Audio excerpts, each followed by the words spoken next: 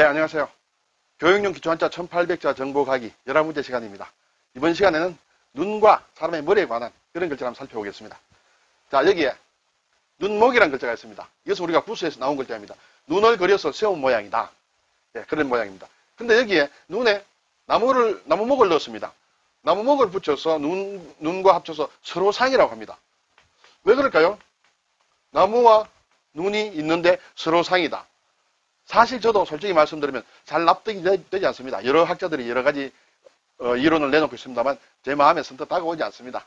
그 중에서도 제가 막 그럴듯하다고 인정하는 것이 나무 앞에 사람의 눈이 있습니다. 사람이 눈으로 나무를 마주보고 보고 있습니다. 서로 보고 있습니다. 나무도 보고 있는지 모르겠습니다만 그래서 객체와 주체, 내가 내가 보는 상대, 그래서 서로라는 뜻을 가진다고 일단은 얘기를 하고 있습니다. 여러분은 납득이 되는지 잘 모르겠습니다만 일단 그렇게 이해를 하시고 이 글자 자체로 외워주시는 것이 어떨까 생각을 합니다. 상대다, 서로 마주하는 것을 말합니다. 상호, 서로 이렇게 교류하는 것을 말을 하게 되겠습니다.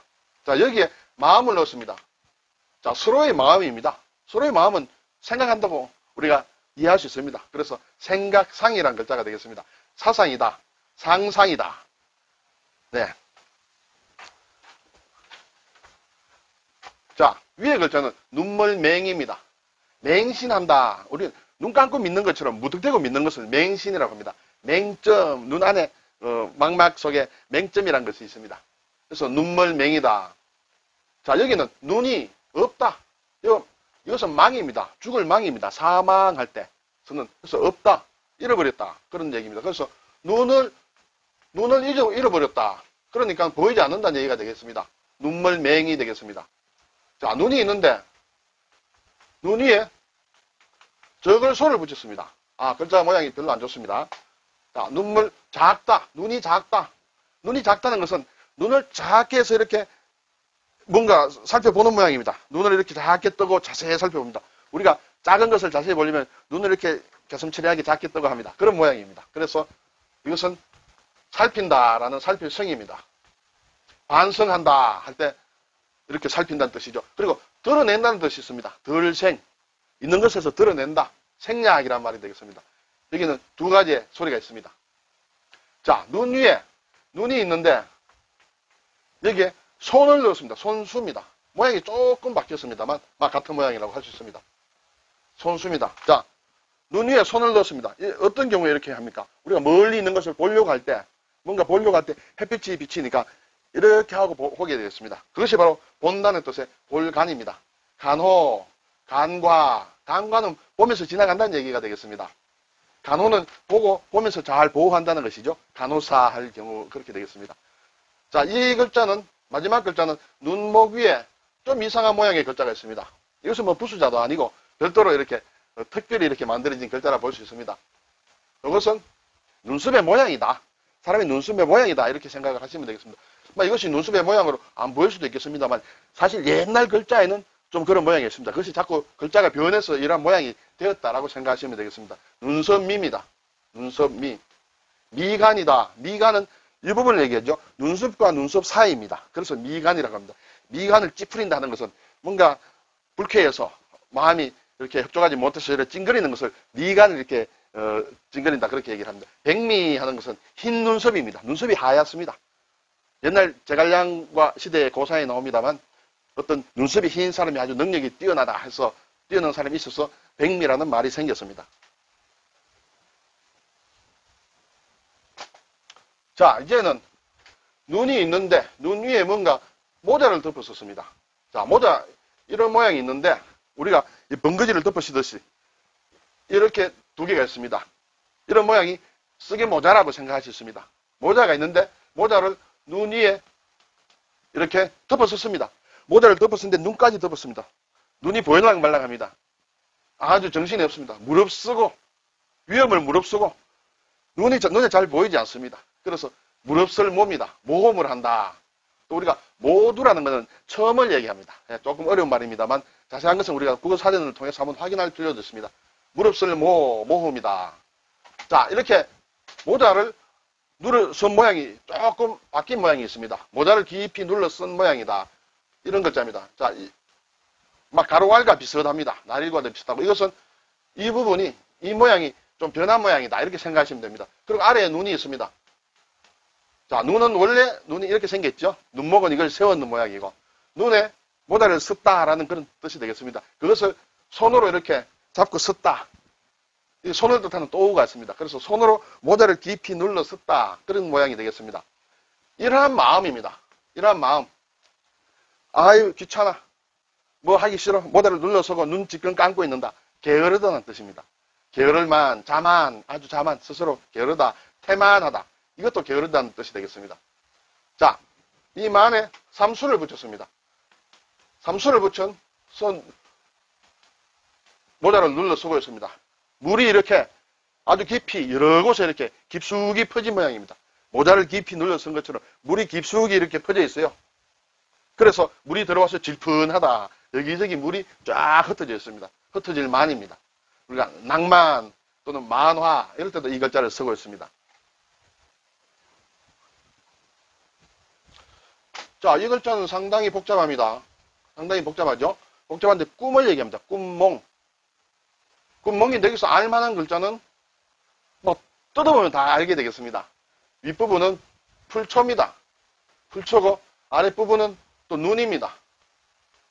눈입니다. 그 아래에 이렇게 덮는다는 뜻의 덮을 멱이 있습니다. 마지막으로 저녁석이 있습니다. 자, 해석을 한번 해볼까요? 저녁에 뭔가 이불을 덮어 쓰고 자는데 눈에 풀이 났다가 아니고 눈에 뭔가 보인다. 어른어른거린다. 잠을 자는데 눈에 뭔가 어른거린다. 그것이 꿈이라는 것이죠. 그래서 꿈몽입니다. 특별한 거는 막 풀초가 있는 것은 눈 위에서 뭔가 이렇게 왔다 갔다 한다. 이렇게 생각하시면 되겠습니다. 길몽이다. 좋은 꿈이죠. 해몽, 꿈을 푼다. 그런 얘기가 되겠습니다. 자, 이 글자는 백성민입니다. 우리가 많이 쓰지요. 민족이다. 민주다.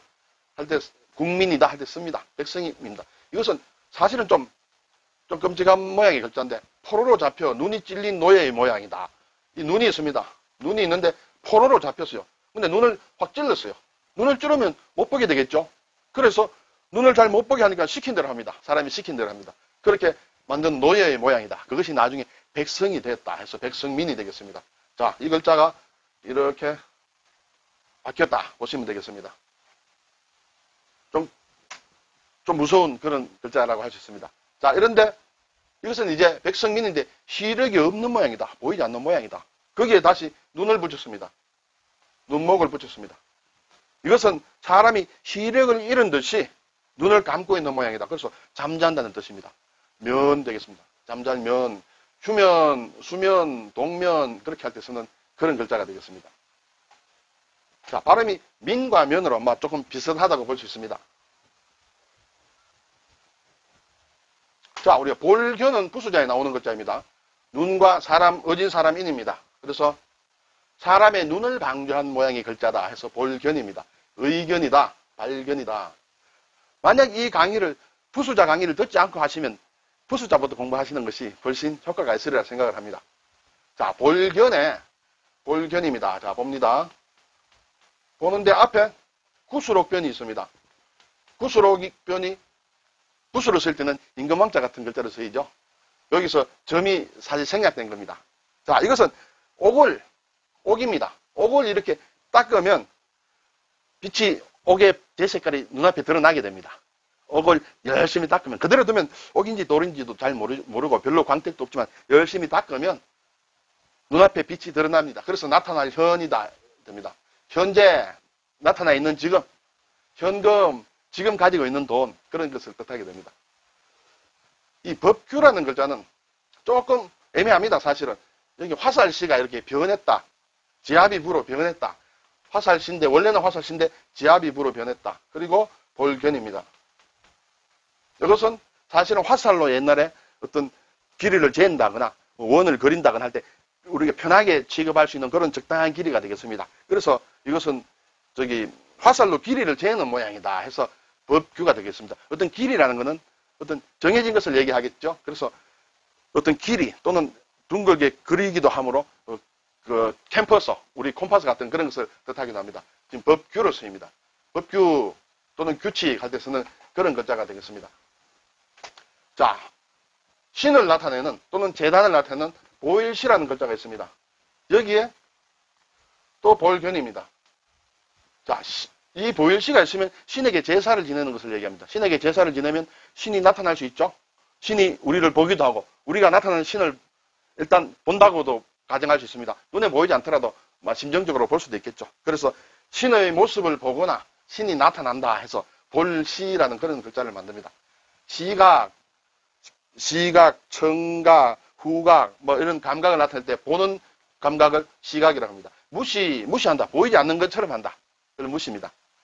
자, 아래쪽의 글자는 너그러울 관인데 우리가 관대하다, 관용하다 그렇게 쓰는 글자입니다. 이때는 이 모양이 둥그스러운 모양의 사냥이다. 둥그스러운 모양의 사냥이다. 이런까지 우리가 알 필요는 없습니다만 글자에 나오다 보니까 어쩔 수 없습니다. 그래서 집입니다. 집을 뜻하는 집면 아래에 이렇게 사냥의 둥그스러운 모양의 사냥인데 사실 어떻게 생긴지 저도 잘 모르겠습니다. 이 글자는 이런 글자가 있다. 좀 획이 좀 복잡합니다. 그래서 집면과 풀초와 그리고 볼견과 점이다. 그래서 예의주시하게 잘 봐주시기 바랍니다. 자, 이제는 고들직이란 글자입니다. 여기에 보면 알만한 글자가 열십자 그리고 눈목자입니다. 자, 눈 위에 열십자가 있고 이렇게 니은자 같은 것이 있습니다.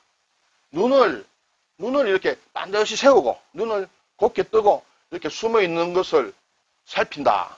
그렇게 해석들을 하는 사람들이 있습니다. 네, 일단 그렇게 해석을 해보겠습니다. 눈을 곧게 뜨고 숨은 것을 살피는 모양이다. 그래서 곧다, 바르다는 뜻입니다. 직접, 직선, 회사에서 숙직을 할 때도 이렇게 쓰고 있습니다. 자, 그래서 이것은 곧게 보는 모양입니다.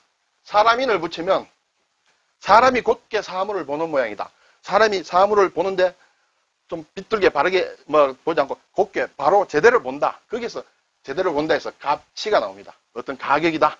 어떤 그 가지고 있는 가치가 뭐냐. 그래서 값치입니다. 가치다, 수치다 할 때 그런 낱말을 만드는 글자가 되겠습니다. 심었는데 자, 여기에 나무를 곧게 세웠다. 나무를 심는다는 뜻이 되겠죠. 심을 식입니다. 식목은 나무를 심는다는 것이죠. 식물은 뭔가 심겨져 있는 것이니까 식물이 되겠습니다. 움직이는 것은 동물이 되겠죠. 자, 여기에 그물망이 있습니다. 이것은 그물을 뜻하는 그물망입니다. 여기에 고들직을 넣으면 그물을 곧게 펴서 있는 모양이다. 그래서 그 위치에 둔다. 그물을 곧게 펴은 모양. 그래서 그 위치에 둔다는 그런 뜻으로 둘치가 되겠습니다. 지금의 위치 어떠냐? 설치하다. 그런 글자를 만들고 있습니다. 자, 마지막 글자는 조금 글을 척입니다. 긋는다는 뜻이죠. 여기에 이런 모양의 글자가 있습니다. 여기에는 이 부분은 고들직을 만드는 글자죠. 그래서 눈을 똑바로 뜨고 있다는 그런 얘기가 되겠습니다. 눈을 똑바로 뜨고 있는데 눈앞에 무엇을 가렸어요. 방패란 뜻입니다. 이것이 방패순이란 글자인데 방패순입니다. 방패를 들고 걸어가라, 쫓아서 걸어가라 하는 것이 돌순입니다. 서로 돈다, 이렇게 막 도는 걸 순환이라고 하죠. 조철순, 그렇게 되겠습니다. 자, 좀 복잡한 글자가 나왔죠. 위에 큰 덕이다, 크다인데 우리가 덕이 있다, 없다 할 때 그런 것을 큰 덕이라고 합니다. 마음이 고든 모양이다. 근데 이것은 좀 얼핏 복잡하게 보입니다만 고들직과 마음심입니다. 고들직과 마음심이니까 고든 모양이죠. 마음이 곧다는 것이죠. 덕이 있는 사람은 마음이 곧은 사람입니다. 여기에다가 걷는다라는 것에 조금 글을 척을 넣습니다. 이것은 곧은 마음으로 길을 가는 그런 모양이다. 그래서 덕이다 합니다. 근데 이것이 또 모양이 조금 바뀌어서 이런 식으로 쓰고 있습니다.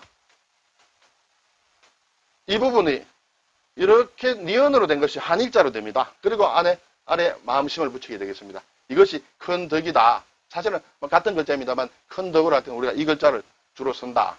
그리고 그것은 도덕이다, 덕목이다 할 때 쓰는 그런 글자이기도 합니다. 자, 또 복잡한 글자가 나왔습니다. 자, 이것은 이제 앞에서 우리가 나왔으니까 쉽게 알 수 있습니다. 이렇게 이 큰 덕이 변화 모양이죠. 여기에 이 큰 덕의 오른쪽에 있는 것과 같습니다. 곧다는 뜻입니다. 귀가 있습니다. 귀가 곧다. 귀가 곧다인데 아래에 보면 또 임금왕이라는 글자가 있습니다. 임금왕은 원래는 임금왕이 아니라 발도듬한 모양이다 해서 이렇게 흑토 위에 삐침을 한 글자입니다. 이 글자가 이렇게 자주 쓰다 보니까 이렇게 임금왕이라는 모양의 글자로 이렇게 쓰고 있습니다. 그래서 이것은 발을 이렇게 곧게 세운다는 뜻입니다. 발을 이렇게 곧게 세우고 귀를 쫑긋 끌어서 제대로 곧게 듣는다. 그것이 들을 청이다는 그런 뜻이 되겠습니다. 발도듬하여 곧은 마음으로 귀를 기울인다. 그것이 듣는다. 청각이다. 도청이다. 도청은 좋지 않은 것이죠. 자, 이렇게 듣는데, 듣는 건물이에요. 듣는 건물입니다. 이것은 집음자입니다. 집음은 건물을 얘기하죠. 뭔가 듣는 건물이다. 듣는 곳이다. 어디서 듣겠습니까? 관청입니다. 사람들의, 주민들의, 시민들의, 백성들의 소리를 이렇게 들어주는 곳이 관청입니다. 그래서 시청이다, 관청이다 할 때 듣는 청이 되겠습니다.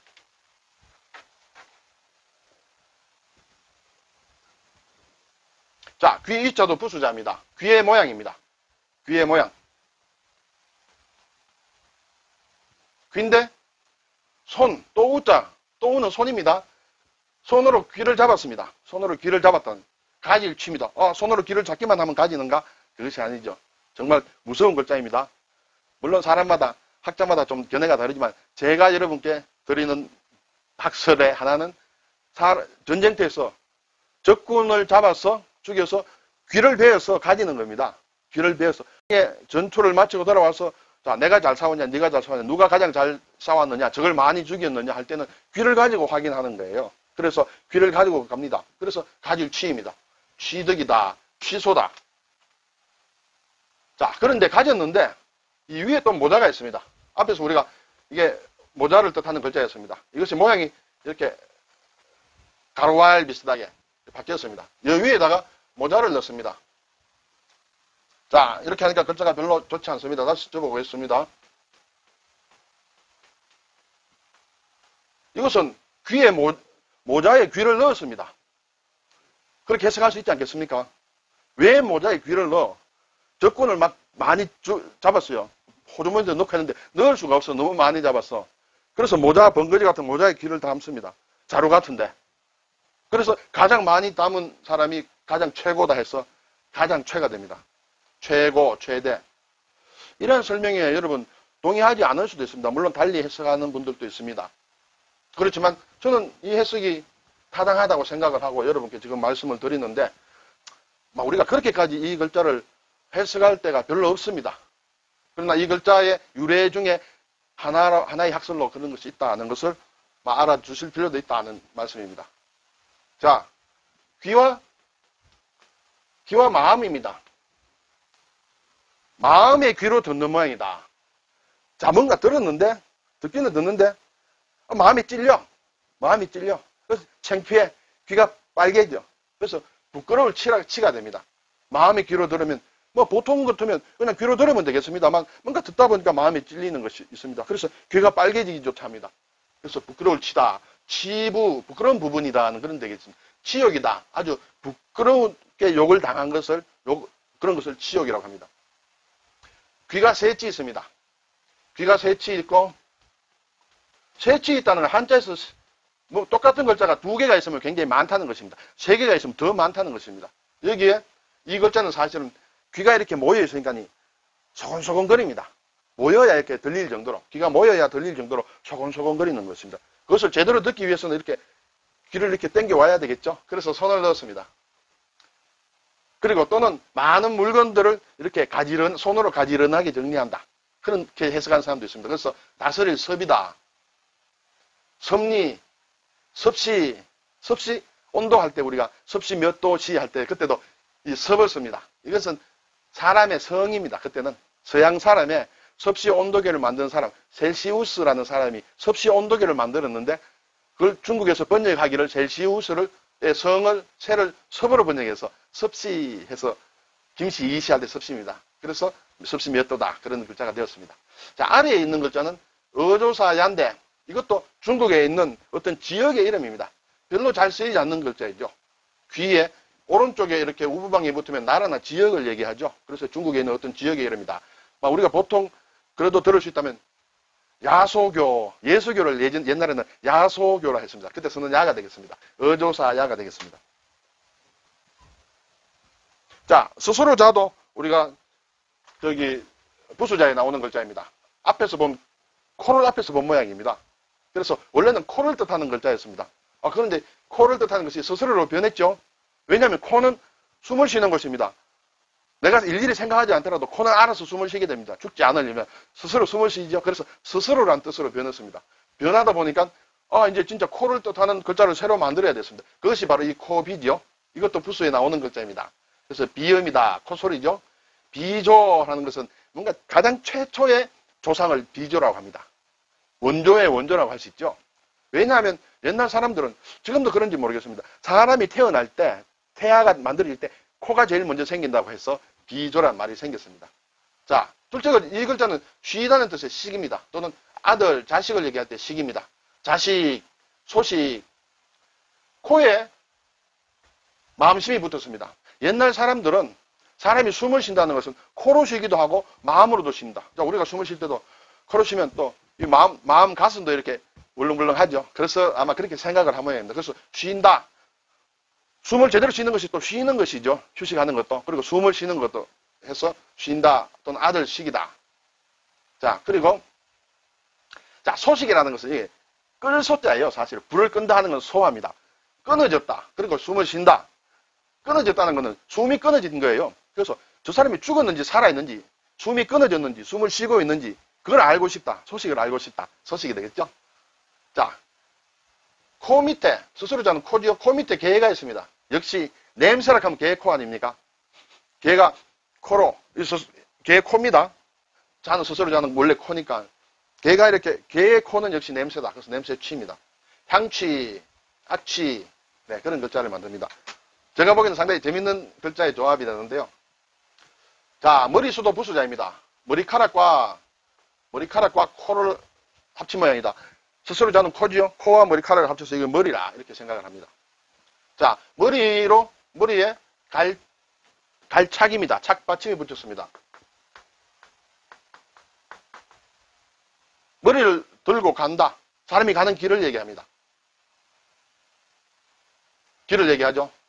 그리고 어떤 사람은 사람의 머리를 베어서, 적군의 목을 베어서 그걸 들고 간다. 그러면 악령이 접근하지 못한다. 그래서 안전하게 갈 수 있다. 그것이 길이라. 그렇게 설명하는 학자들도 있습니다. 그리고 여기는 말한다는 뜻도 있습니다. 말할 도, 길도, 길이라고 할 때는 도로 이렇게 됩니다. 보도한다, 방송 보도한다는 것은 보는 알린다는 뜻입니다. 도는 말한다는 뜻입니다. 알리고 말한다는 것이 보도입니다. 우리가 말한다는 도는 별로 이렇게 잘 생각을 못하지만 사실은 전도한다 할 때도 그 말한다는 그런 뜻이 되겠습니다. 자, 길을 손으로 가리킵니다. 이 길을 있는데 이쪽으로 가세요 하고 손으로 가리킵니다. 인도할 도입니다. 인도한다, 지도한다. 손으로 길을 가리킵니다. 이쪽 길이에요. 일로 가시면 안 됩니다. 이쪽 길입니다. 하는 것이 인도할 도가 되겠습니다.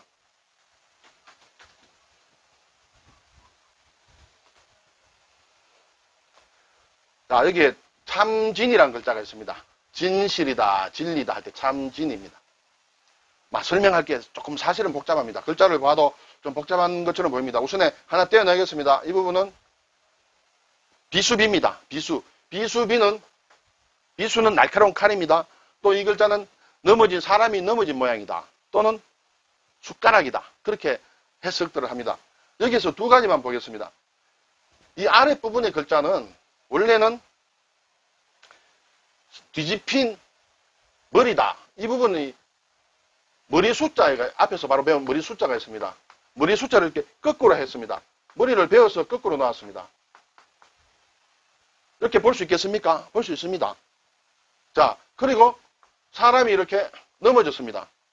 사람이 넘어졌는데 머리가 이렇게 거꾸로 되어 있다. 는 것은 죽음을 얘기합니다. 이 글자 모양이 조금 변하죠. 이렇게 해서 이렇게 변합니다. 이 글자가 변했는데 이것은 사람이 넘어져서 죽은 모양이다. 죽음만이 진실이다, 진리다. 그래서 참된 것이다. 죽음은 어떻게 부정할 수 없는 것이다. 그래서 이것이 참이다, 진리다, 진실이다. 그렇게 얘기하는 사람이 있는가 하면 이 부분입니다. 이것이 뒤집힌 머리가 아니라 우리가 소정이라는 글자가 있었습니다. 부수 글자에서 나왔습니다만 솥을 뜻한다. 소정이라는 글자가 있었죠. 네, 이런 글자가 있었습니다. 이거 솥을 줘요. 솥에 숟가락으로 음식을 담는 모양이다. 솥에 이것은 제사 지낼 때 주는 솥입니다. 집에서 일반적으로 밥 먹을 때 짓는 솥이 아니라 제사를 지낼 때 음식을 담는, 음식을 만드는 그런 솥입니다. 그래서 솥에 음식을 담는다. 그거는 참된 마음으로 담아야 된다. 그리고 또 가득 담는다. 참된 마음으로 많이 풍부하게 담는다. 그것이 진짜다. 그렇게 해석하는 사람도 있습니다. 여러분은 막 어떻게 생각해도 상관이 없습니다. 우리의 목표는 이 참 진짜를 그대로 아는 것이 우리의 목표입니다. 자, 여기에 마음이 붙었습니다. 참진에 마음이 붙었습니다.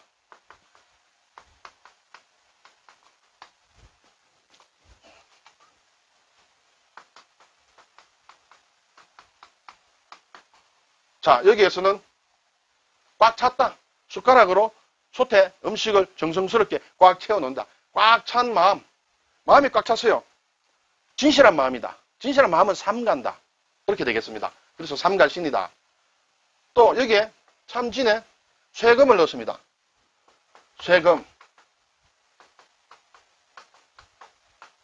쇠금을 넣으면 속이 꽉 찬 무거운 금속이다. 속이 꽉 찬 쇳덩어리는 뭐 속이 꽉 찼겠죠. 빈 깡통이 아니라 속이 꽉 찬 쇳덩어리는 누른다. 진정시킨다. 그런 것이 되겠습니다. 자, 그런데 이것이 꽉 찬 그릇이 아니라 아까 말씀드린 대로 사람이 넘어져서 죽었다. 사람이 넘어 죽은 것은 예를 들어서 기근으로 배가 고파서 이렇게 죽었다. 굉장히 비참한 죽음입니다. 순탄스러운 죽음이 아니라 그러한 마음, 그러한 사람을 대할 때의 마음입니다. 예를 들어 굶어 죽은 사람을 보고 그 사람은 이제 장사를 지내야 되겠죠. 그때의 마음입니다. 이거 삼가는 마음으로 정말 참 안타까운 마음으로 하는 것이 삼가다. 그리고 그 영혼을 정말 무겁게 이렇게 잘 이렇게 안식하도록 한다. 그것이 진정시키는 것이다. 그렇게 해석하는 사람들이 있습니다. 네, 어쨌든 막 그런 생각하기에 따라서는 상당히 어려운 막 그런 옛날 사상을 엿볼 수 있는 그런 글자이기도 합니다. 진중하다, 근신, 또 진화, 불을 끈다, 중진, 어떻게 어떤 단체 모임의 아주 중심이 되는 막 그러한 무게에 있는 사람들을 중진이라고 합니다. 난면도 부수자의 글자입니다. 사람의 얼굴을 앞에서 본 모양이다. 안면이다, 측면이다. 이런 글자가 있습니다. 자, 여러 가지 글자 중에 우리가 부수자에서 배운 글자도 많이 나왔습니다. 자, 복습을 하실 때는 노트를 잘 하셔야 되겠습니다. 노트를 하시고 앞에서부터 다시 일과부터 복습을 하셔야 되겠습니다. 확실히 아는 것은 X자를 그으시고 자꾸 되풀이해서 보셔야 될 것 같습니다. 왜냐하면 우리가 한자를 매일 쓰지 않기 때문에 자꾸 되풀이해서 복습을 해야 기억에 남는다 말씀을 드리겠습니다. 수고하셨습니다.